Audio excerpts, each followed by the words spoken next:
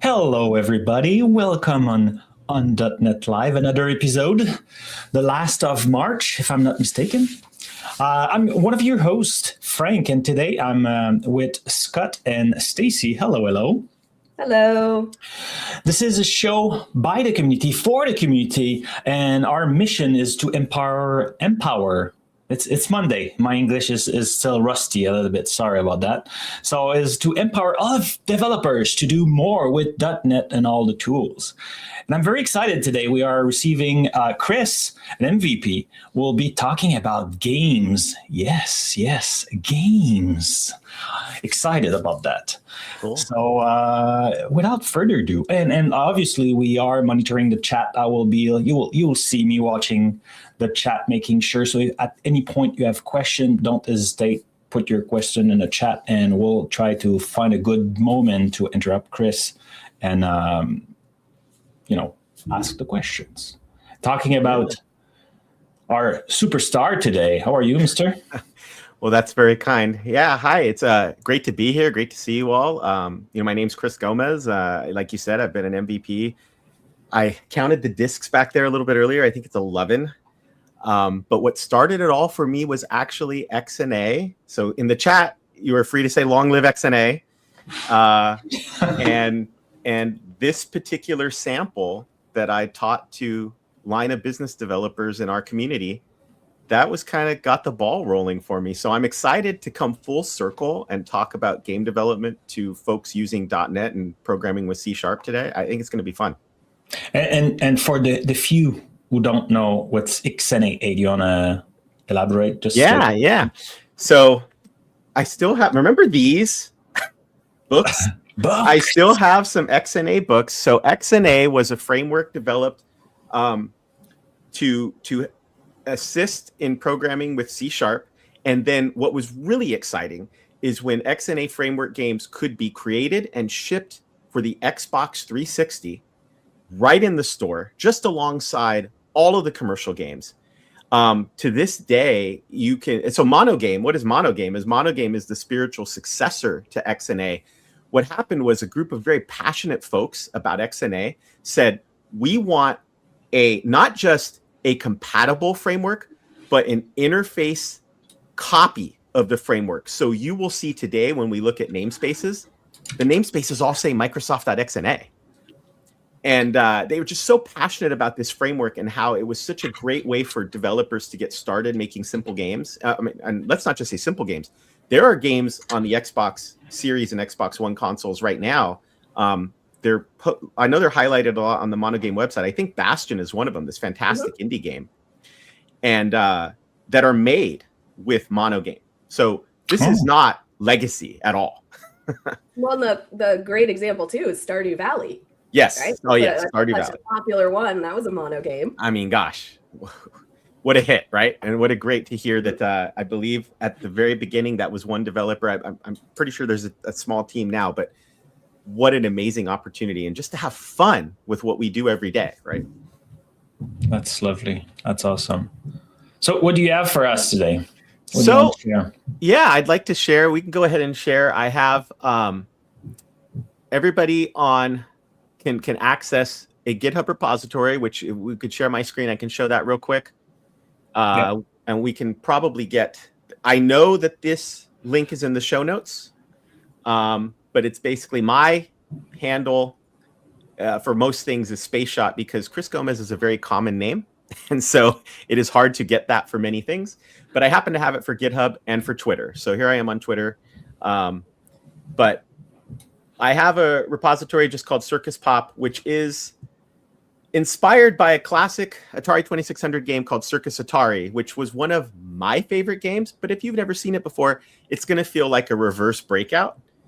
And I'm also the host of the Dev Talk Show, which is on YouTube, just youtube.com/the Dev Talk Show, where right now I'm with my co-host Rich Ross, who we happen to be working on a port of an AI Dev Days sample using Microsoft Foundry and Python to create this automated pizza ordering system. And we said .NET developers want to do this too. So we have this whole playlist. We have been porting it. We've got the whole thing ported. And now we're adding new features like the Voice Live API and things like that. And so, definitely take a look at us over there, youtube.com/TheDevTalkShow. And we have a playlist on building this sample as well. But we're going to build it live today. And we're going to use MonoGame. So I'm at monogame.net, in case anybody's wondering. This is just like the Jump homepage where they basically say one framework for creating powerful cross-platform games. And that's true. You're going to see that you can make games with MonoGame that you can put on Windows, Linux, Mac, iOS, Android, and there are console extensions. One thing you could do is get involved with an independent program like the Addie at Xbox program.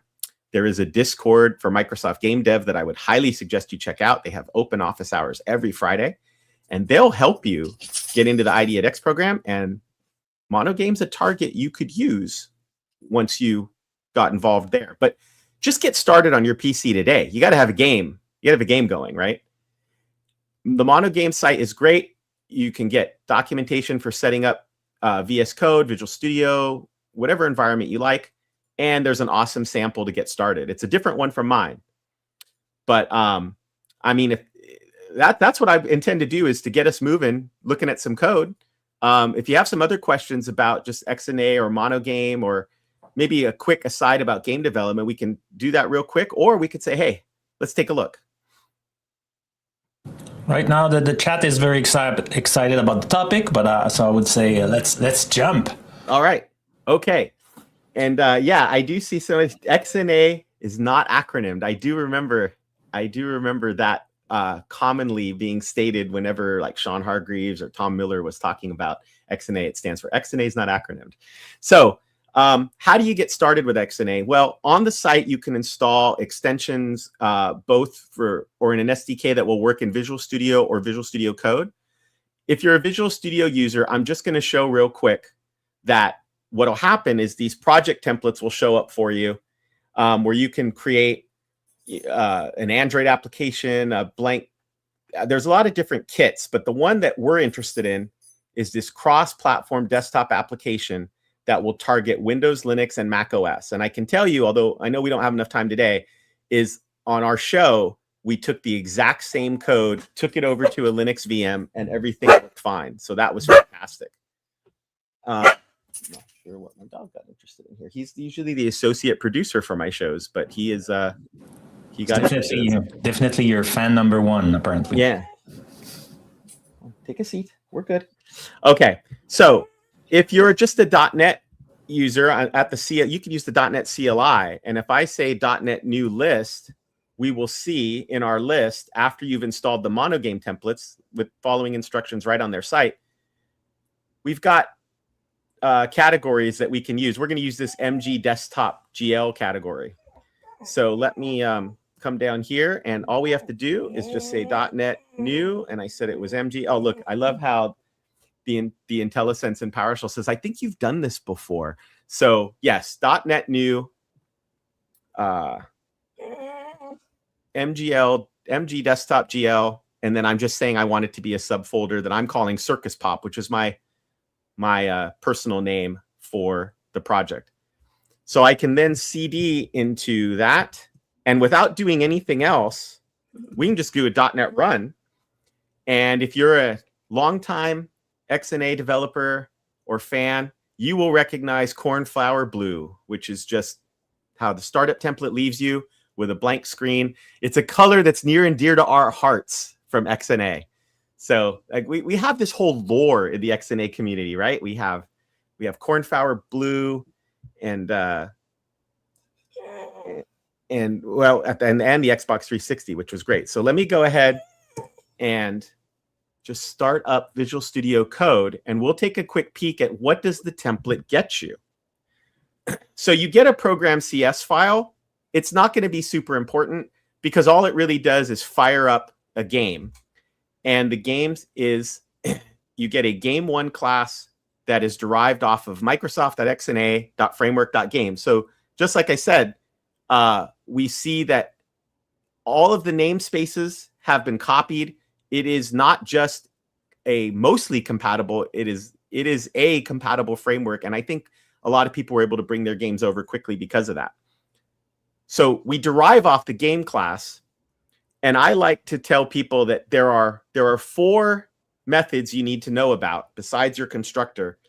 Is we initialize your game, we load content for your game, and then all games at their heart are a loop where we update what's happening behind the scenes. These are usually memory structures that you update behind the scenes. Now, every game is different, so I don't want to say every game is exactly the same. And then you draw, and you want to run that loop as fast as you can. Generally, we're looking for 30 to 60 frames a second, and so that's only like 16 or 33 milliseconds.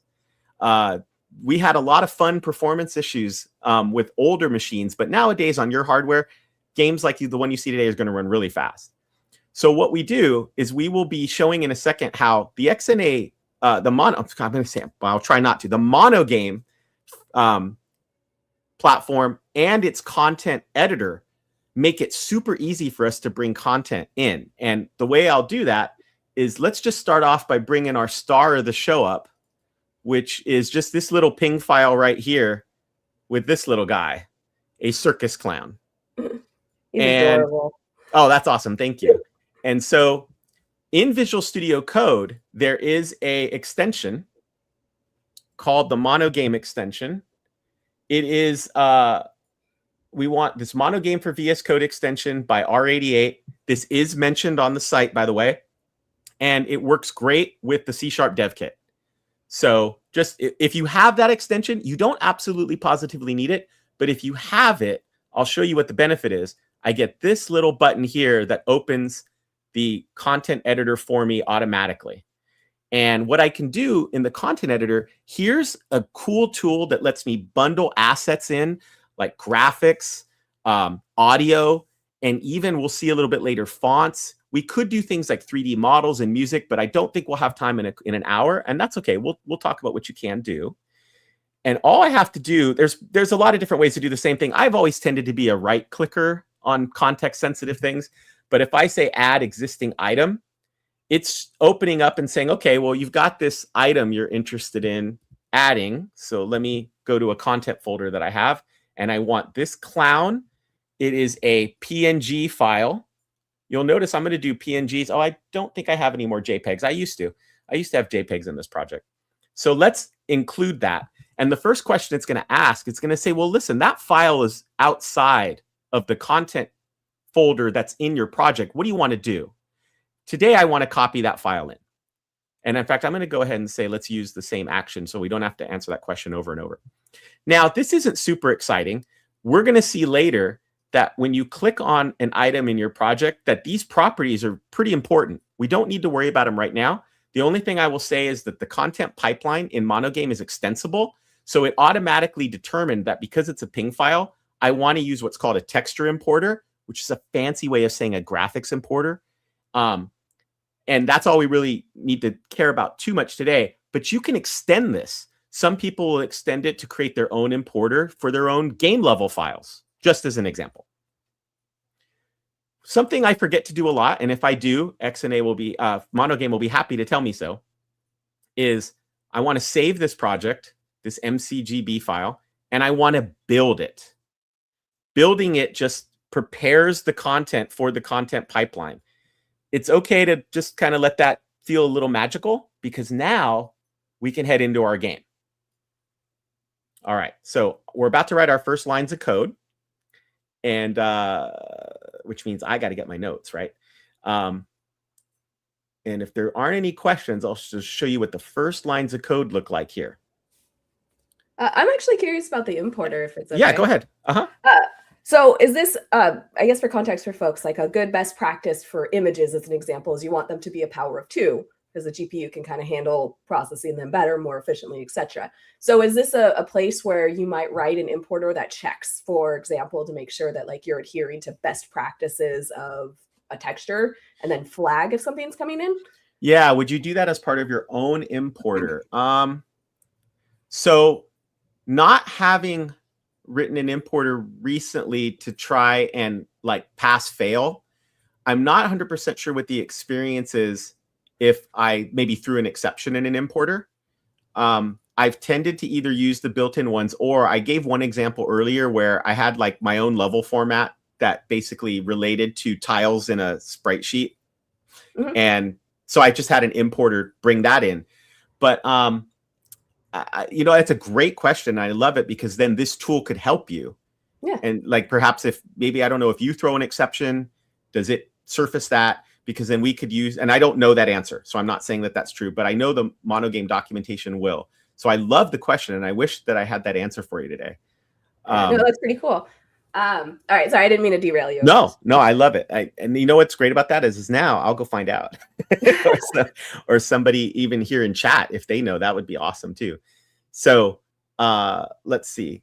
First off, you know, I created a, I talked about it being a texture, right?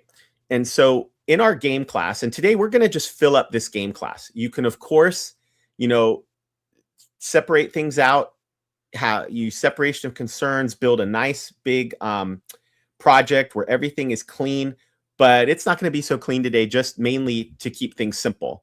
And what I'm going to do is I'm going to go ahead and create a private clown, a texture 2D, which is part of the framework. We get that in the box. And I'm just going to call it clown texture. And this is going to be like a placeholder that represents that image, which we often in game development will call a sprite in 2D terms. So in order for me to actually do something with that, like, okay, great, I've said I want this clown texture.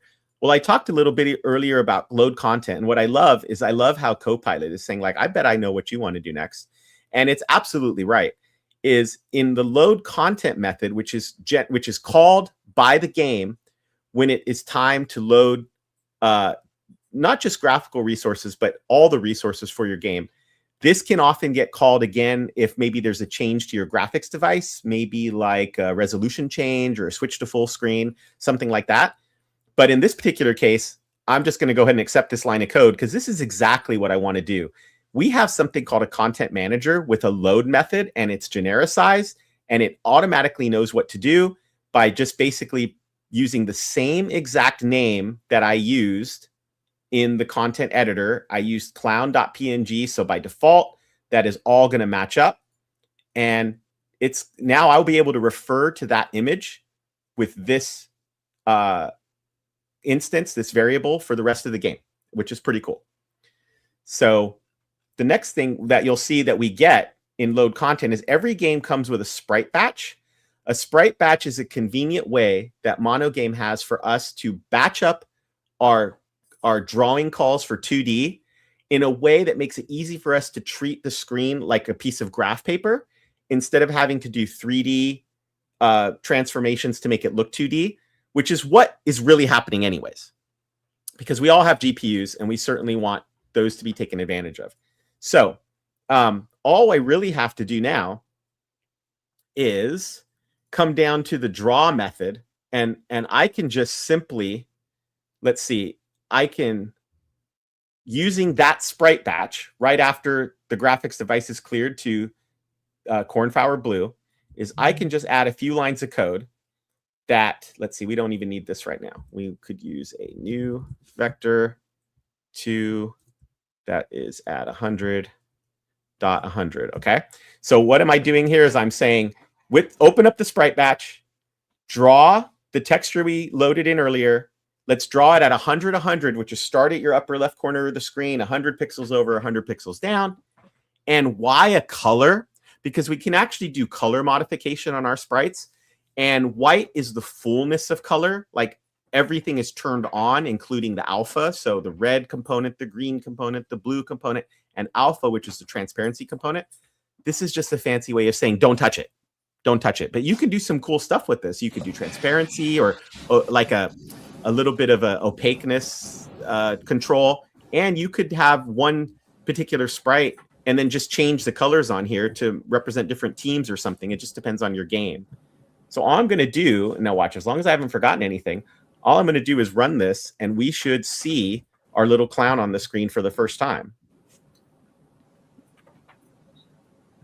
There he is. Hey. Hey, He doesn't do a whole lot. It's not super exciting.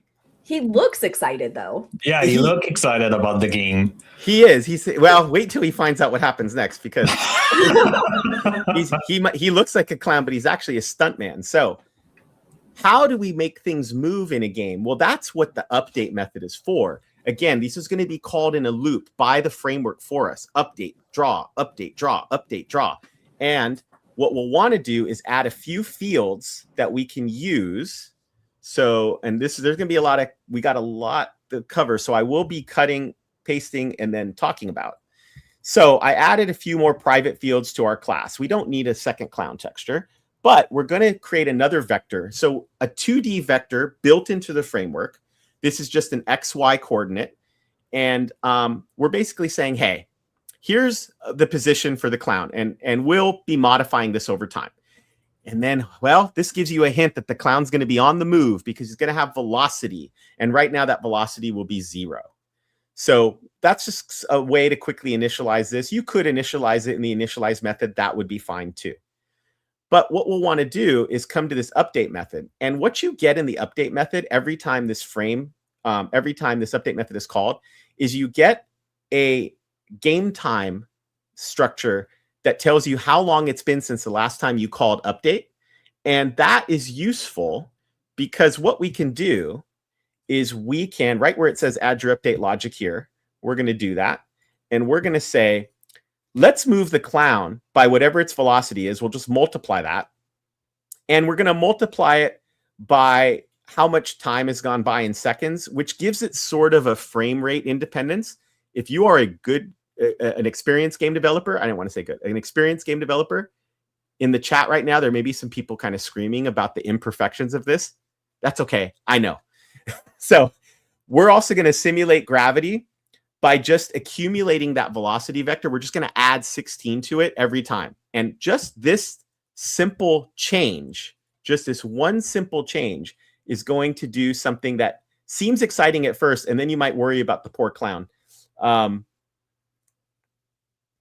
He is going to fall. Oh, he didn't fall. You know why he didn't fall? Because I didn't save it.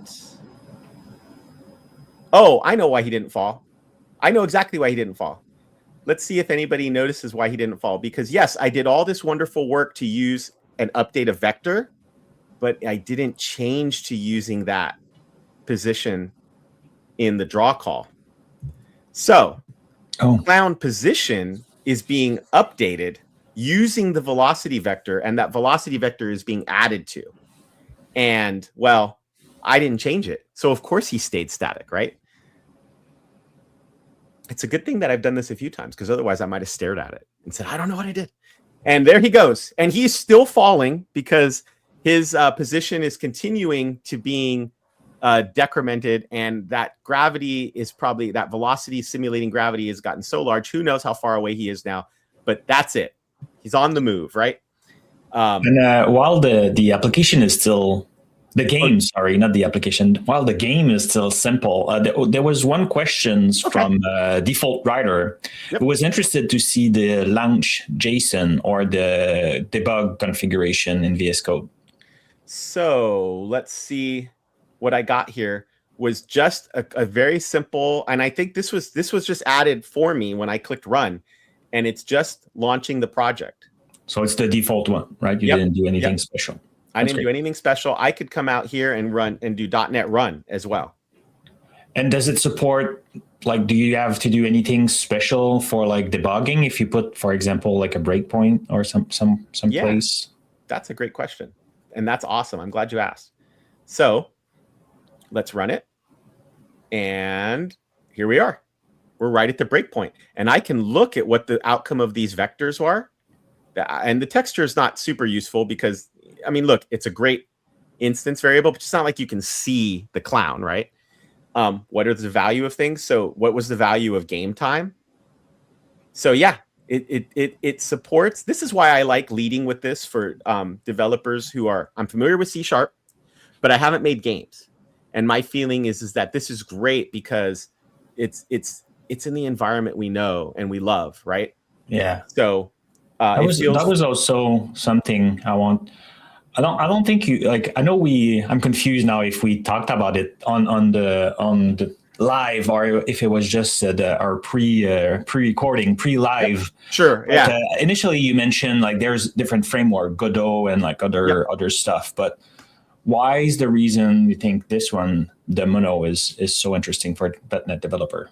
I like MonoGame for first-time game developers that are already experienced C# developers, because I love Unity and I love Godot, and they both support C#. In fact, C# is the fabric of Unity. There are plenty of game developers who learn C# just to control their Unity games. Godot has options that are the community is a little bit more split there. But when you use those, they're great tools. And if you want to move to them, there's a lot that they take care of for you. But now you have to learn scene creation, and you're going to learn a lot of Unity's built-in tools for different things. And they are awesome. But here you stay in a code-first environment, which I think can be really nice for your first game. Yeah, it's nice, easy jump to do. Yeah. It's more approachable. Well, I love it. Yeah, that's just my opinion. Go ahead. Well, I was going to say, and a lot of the concepts, they transfer, right? So like getting started with game development and learning MonoGame, and I agree, like this is just a great first environment.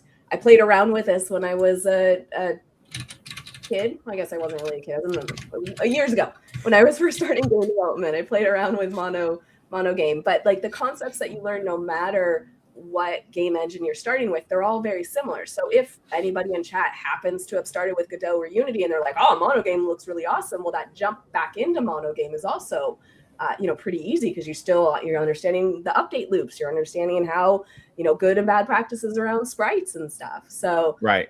But this is giving you the way I think about MonoGame is a lot more control over what's happening, which I think is great. Oh yeah, absolutely. It definitely, and you're not, I should make it clear, you're not stuck with 2D games with MonoGame. That's the simplest thing for us to do in 40 minutes or so.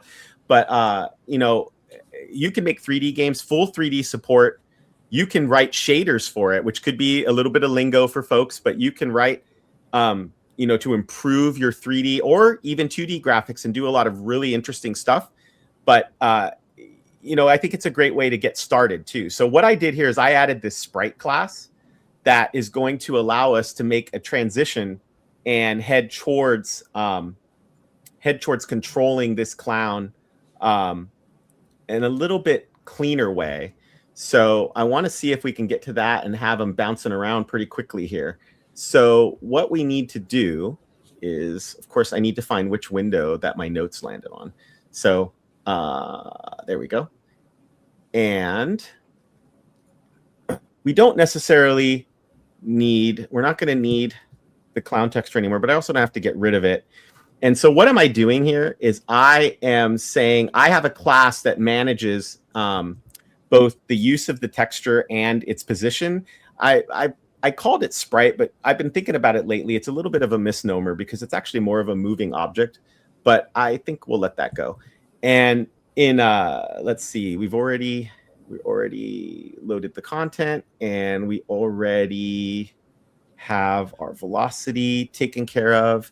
The difference is that I need to change. We are now going to use that particular value here. And we're going to start using this instead. Oh, I like how it's trying to help me, which is cool. Okay. And let me make sure this all builds, because what we want to do is make some updates so that he doesn't just fall off the screen on us. Okay, so I did miss something. Value cannot be null, which means... Anyway, I thought there might be a question. Go ahead. I thought I heard maybe somebody was about to ask a question. Oh, I was about half a question, half a joke. I was just like, oh, that's nice. So we have Copilot. I don't think Copilot is in Unity or other the Godot, right? I don't know how to pronounce it. Yeah, not to that extent. Not to the extent that it'll help you write your game. That's absolutely true. And there's been many times where I've been working on this. I've been working on this with folks, and I'll be like, oh, yeah, that's what I was about to write. So what I need to do is I need a place where I can calculate the screen size. And the two things I'm going to do here is I'm going to, let's see, I'm going to go ahead and do that here in load content and add a couple variables. And the reason why is I need to know the top, bottom, and sides of the screen. If I don't know these things, and so I'm adding just some private variables, and I am interrogating the graphics device and saying, so what's your width and height? If I don't know these things, I can't possibly figure out when the clown has hit the bottom.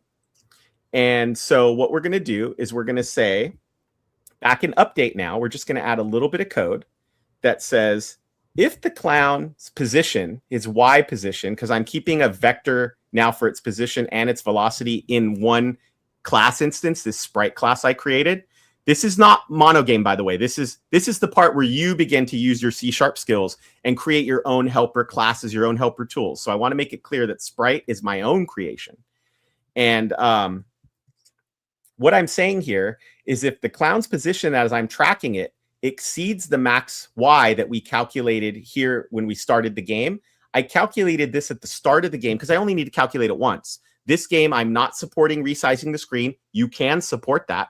And I'm not supporting different resolutions and full screen. You can support that too. And I'm just saying like, okay, well, I know how wide and how high the client, how tall it is. So why don't I use that to calculate how when it hits the ground, and when it hits the ground, I'm just going to reverse the velocity so that it bounces. But so that we don't see half a clown falling through the bottom of the screen, I'm going to go ahead and use this to sort of clamp it. There are helper math functions in XNA, such as a clamp function, which would be very familiar to game developers. And so now what happens is when the clown hits the ground, his velocity is kind of high because we've been adding to it. And I'm simply reversing that vector. So that makes this sort of like bouncy feel. And that it's on our way to what I kind of call making a game that is a toy. Because some games, like an adventure game, you might have to play a lot of it to see what's going on. But a game like this, I think of it more as a toy, is once you have the toy working and it's bouncing around and you have the action going, then it sort of plays itself.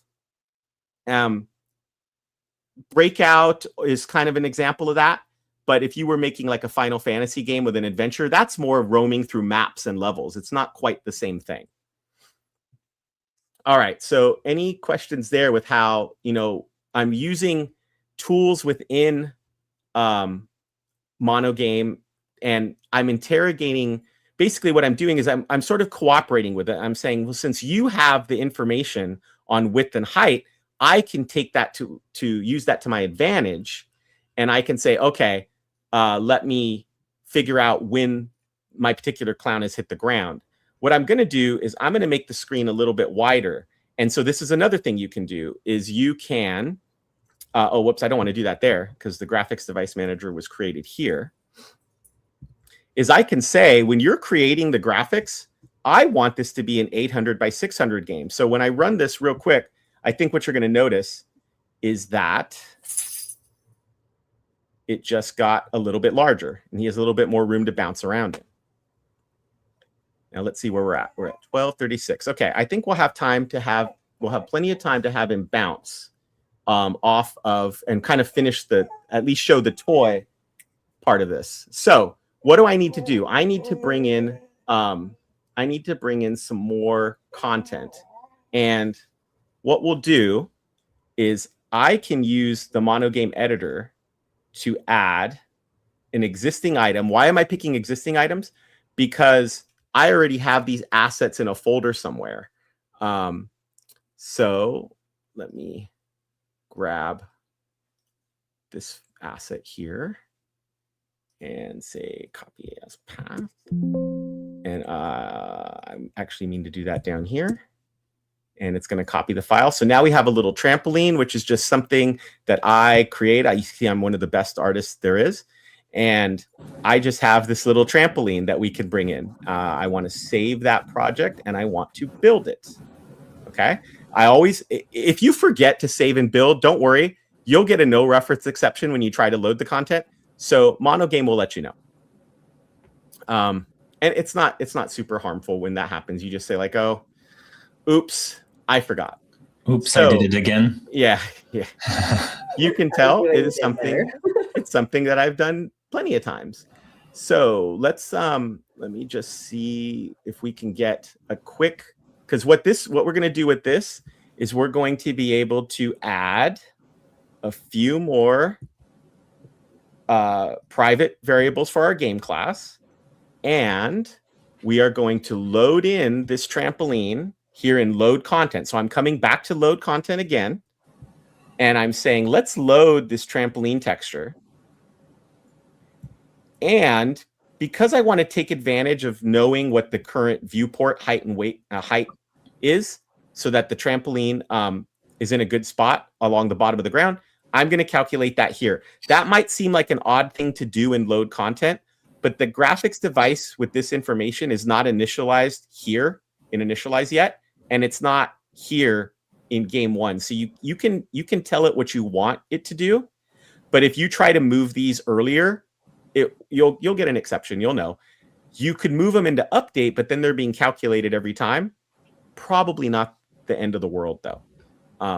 Sometimes trying too hard to optimize when you're just trying to get your game going is not the best use of your time.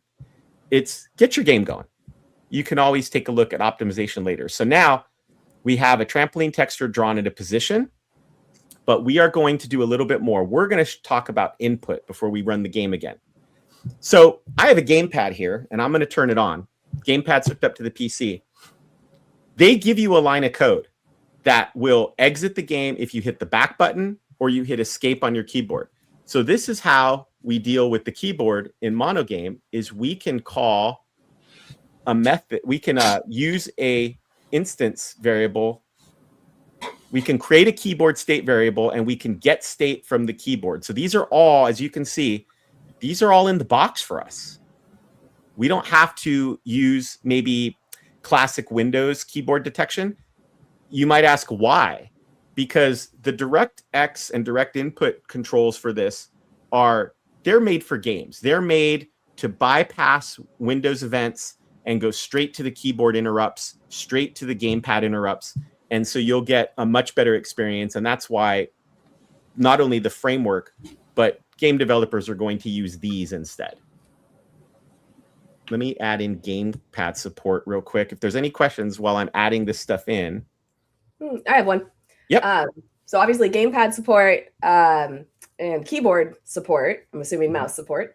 Touch too, I would assume. I guess my question, I'm just naming off stuff apparently. My question is, what are all the input systems that it supports? There is touch support. I'm trying to remember if MonoGame has it natively or if that is where you fall back to Windows. Back when I did this on Windows Phone, the touch support was pretty first class. But that was part of XNA. And so now I'm trying to recall if that's in the XNA framework or if you go outside of it and use Windows support. I just don't remember. But there is a path to touch support. Oh, yeah, absolutely. Yeah, absolutely. So what have we done so far is we have basically said, that's interesting. That I was hoping my gamepad would work. If it doesn't, it's fine. The chat says that it's natively supported. It's in MonoGame. That's awesome. That's awesome. And that makes sense to me because of the iOS and Android support. I just didn't want to be wrong and lead people the wrong way. So, okay. So, okay, we've got the gamepad support in, which means that what we're basically doing now is, if I run this real quick, because it's been a little too long since we've run this, is we should see that even though there's no detection going on, what I was hoping for is that the gamepad would move. It doesn't seem to be doing it, which is okay. But I'm moving with the arrow keys. I'm going to try to get the gamepad to connect to my PC one last time, and it's fighting me, so that's okay. Too much stuff while streaming. Maybe. I have an Elite controller here, which you can switch back and forth, but it's complaining about the PC side right now, like it's just blinking. I think it's just the rule of demos. Something sure. You had too good of a run. But this really isn't so bad, right? So, again, we've got this clown bouncing around. We don't have any collision detection here. Let's get that done, and then And that should be where we can get before we kind of do the, the classic cooking demo of like, let's take the finished one out of the oven. But we can do that by adding just a couple more things here. We are going to add our first sound effect. I thought you add them. Wasn't it what we keep hearing? Yeah, right. The sound effect is for some reason my dog is sometimes in meetings, my dog says, "Oh, there's a meeting." But then other times he's really great and just sits over there and acts as our assistant producer. When he's not sleeping, you want to participate. Yeah, absolutely. So we have to go add this content using the content editor, but I'm bringing in this sound effect. And once again, in the box, sound effect is in the box. You don't have to worry about adding that support yourself. And I'm going to go ahead, and it's already telling me, well, don't you want to load a sound effect called bounce? Yeah, you're right. I do, except that we haven't added it yet. So let me get this editor open, and let's get an existing item added. And I have those here.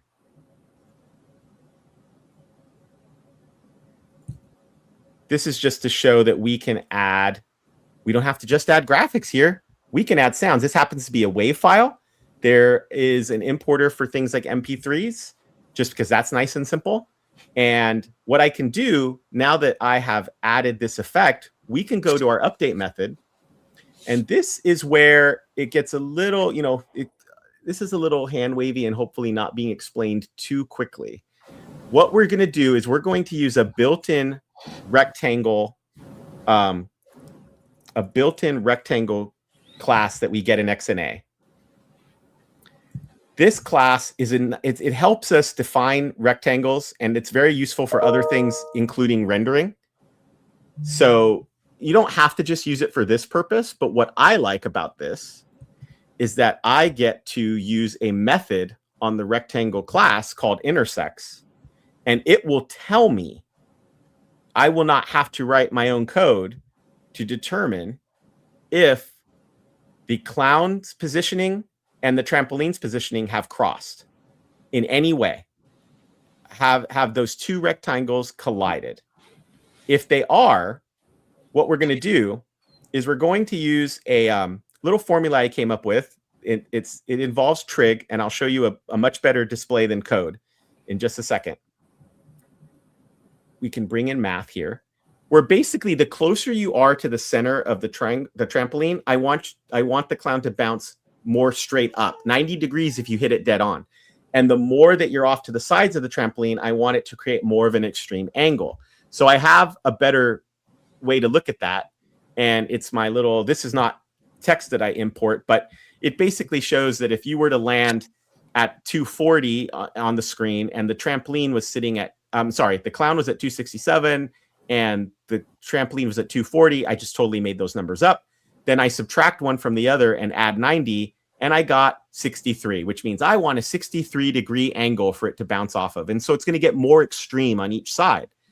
Now, what I do then is use a little bit of trig to figure out what that vector looks like, and we reverse it so that it goes upwards.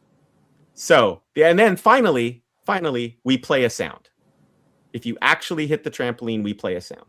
So let me make sure I save this. Let's see that clown bounce.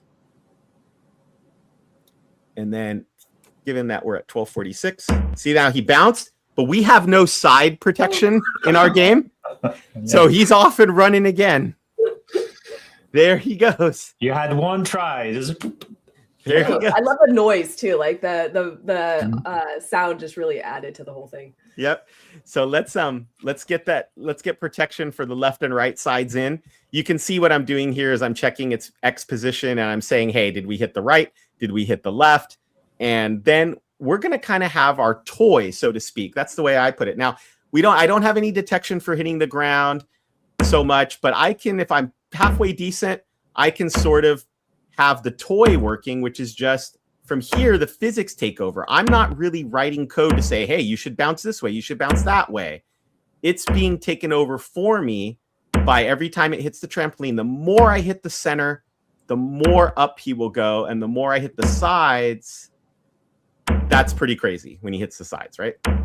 So the essence of building a game like Atari type games or 2D games from my youth, anyways, not everybody's youth here, of course, is that they were often toys like this. You sort of built something that ran itself, and then you detected collisions and you did things based on them. And that was the essence of game development for a very long time. So there's a lot more checks that need to be done in here. And there's a lot more code that we can add. And so if I get back to my workshop, I have run through this a couple times, but you can see what we've done so far is we've applied gravity. We've bounced off the floor. I have this optional piece you can do to have a arrow appearing next to the clown so you can see how velocity is being infected. Then we add animation to the clown.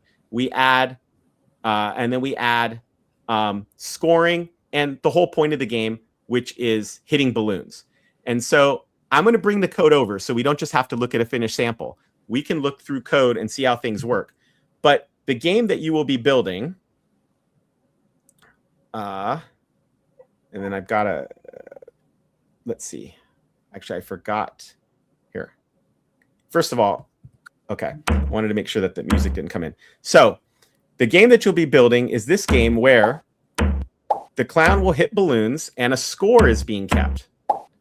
So gosh, I'm sorry about that. MonoGame has built-in text rendering support, which we'll look at in the code. We have a pop sound for the balloons. Those balloons, it's kind of hard to see, are being very slightly animated. There's a background that's being animated. And then I was talking about that vector so that you could kind of visualize how the clown operates. That's all in the code in the repository. But I'm going to go ahead and bring that over because I'm sure that we can talk about some of the things that we did there. One of them is sprite fonts. So what's really neat about MonoGame is adding the ability to render text in your game is as easy as going to the content editor. And instead of importing an existing item, you say add new item and you say sprite font description. You create that and you get, you usually get something called file.spritefont. Now, it's not too useful by itself. What you'll do instead is you will go and find this file.spritefont in your content folder, and it's just an XML file. You define the font name. It's got to be a font on your machine. So whether you're shipping to Windows, Linux, portable device, you've got to ship this font. And what's very important about this is true type fonts are supported. Please remember that true type fonts are very often copyrighted. Arial happens to be one of them.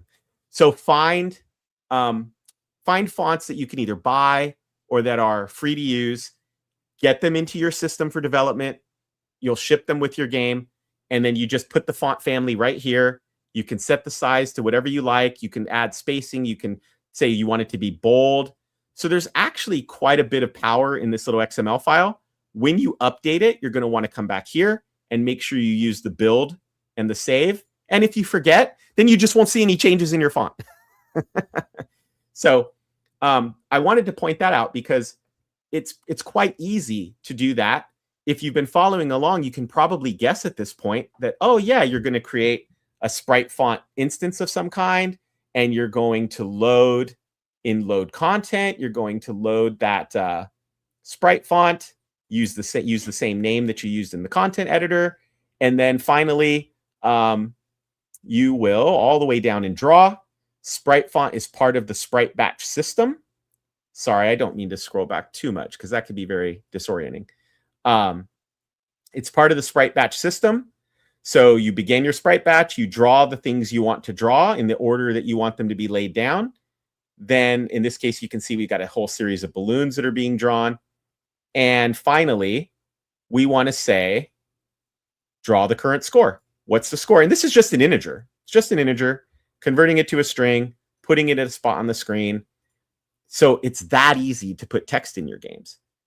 It's also very simple to put music, which we're not playing today, but I can show you the code. There's a media player in XNA. It's built into the box. XNA Framework Media Player. You have controls such as pausing the music, playing the music. Do you want it to repeat when it's done? And because the music can be very loud on StreamYard, I've got a key that I can just shut it off pretty quickly. So, because otherwise it just blows everybody's ears out.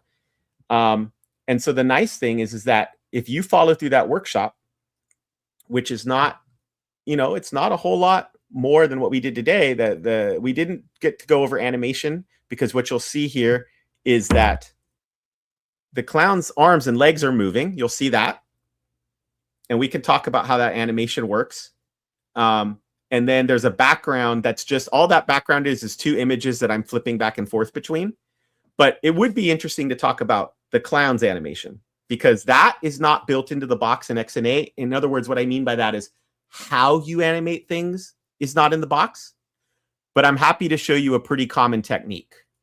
It might be good. Sorry, real quick. Before we go jump ahead. into that, it might be good to give like a quick primer on how an animation works. I like the kind of flip book. Do you want to maybe, hit with like the primer of that? Right. That's exactly it. So what I want to point out is that while there is no specific animation class, because I think most game developers will have their own idea, a common technique is what I've done here. This is called a sprite sheet. And in my sprite sheet example here, these frames go from top left, then down to the bottom right and to the left. And so because that's how I chose to do it, I could have had one long strip. I could have had it be a horizontal strip. I have my own animation class, to your point, Stacey. I have my own animation class that if I bring a sprite sheet in and I tell the animation class how long do I want each frame to last and how wide and tall is each frame, as long as I call the animation's update method, which I am doing myself in this sample. If I made a game component, I could choose, which we'll talk about game components in just a second. I could choose to let it be part of the XNA system, MonoGame system, and have it call it for me. So really what this update code is doing is it's paying attention to how long has gone by since the last time we changed the frame. And if enough time has gone by, it just increments the frame. And if we get to the more than the number of frames I have, we go back to 0. So it's watching that game time. And every time I call update and pass it the game time, it says, now, has it been long enough, like to your specifications? And I'm using this animation class both for the clown sprite sheet and also this background, which you can see is just 2 big, massive frames. You can't tell just by looking at it that there's slight differences, but you can see it better when the game's running, right? So that is just one way. And the reason I want to make it clear is so that you don't come in here and think like, where's the animation support? You will build that for your game. And you can take advantage of things that are built into XNA, such as, let me go to the game class and show you. Some people like these and some people don't. In XNA, we have services and components. So if you're familiar with, say, ASP.NET Core, this might seem familiar to you in that you can add services to this that then will, using a service locator pattern, this will know, oh, the type of iMoving object is that particular object. Okay, great. Now I have one. And I have a game component in this called velocity display, which draws the arrow. I didn't want to tightly tie that little vector arrow that you saw drawing. I didn't want to tightly tie it to the game loop. So instead, I have a game component, which I'll show you what a game component is. You derive off of drawable game component if you want the draw method to be called every time. If you want it to be called as part of the draw method. But if you don't need that, if you only need it for update, then you only have to override game component. And what you do is you create a drawable game component. You have initialize and load content, which is pretty cool. And then you have the ability to update here, which I didn't really need in this particular case, and the ability to draw what you want here. And I had there's this really cool primitive batch that someone in the community created that let me draw arrows on the screen. So you can use game components. Some people do this. We talked about sprites and moving objects and pieces in your game. They'll make them all drawable game components. There are others who want a little bit more control, so they don't necessarily like this, but you can definitely use this as part of XNA. So, there's a ton of stuff here. I hope that I know it goes quick. The hour goes quick. Indeed. I hope it was a lot of fun. Yeah, I hope it was a lot of fun. Like, obviously, you show us this awesome game, and you knew how to write it, but you didn't learn that in one shot. So people can start with your workshop. There's an example. I forgot who said that in the chat. There's an example on the MonoGame website. Is there any other places that you would think would be good for people to learn? So MonoGame specifics, there are multiple tutorials on the MonoGame site. You're right that I have my workshop. And then, of course, we went into a little more detail in a series on the Dev Talk Show. However, you can learn a lot about game development from other tutorial sites, or even tutorials that go with other frameworks. There are other 2D frameworks out there. They're not necessarily C#. Some are maybe JavaScript based. And if you kind of are fluent in a couple languages, the concepts will transfer. That's good. There used to be this fantastic site with game development concepts. They were, since it was written in JavaScript, the code was right there in HTML. You could run it right there in a little panel, and it was fantastic. I bet you that still exists, and I feel bad that I didn't think about looking that up today. But other than that, I hope this was a lot of fun, and I hope you join us both either on our channel or for future MonoGame development or any game development. It is a fun thing to do. You're a C# developer. You don't know it. You're already a game developer. Mm-hmm. I don't know for you, Chad, but I am excited. I want to create a game. I'm very. It was an awesome episode. Thank you, everybody. Thank you, Chris, for sharing all that goodness with us. MonoGame, a website I need to check tonight. Yeah. But first, I need to wrap up this episode. That was a fantastic. The hour flies super fast, and I want to make sure to share with you the next episode coming up next week, where we'll be talking about Imposter, an OSS.NET mocking library powered by Roslyn. And the guest will be, I'm sorry if I butchered the name, Boucher or Bichako. I don't know how to pronounce it. Sorry. But so join us. It will be same channel, same time. But until then, happy coding, everybody. Bye-bye.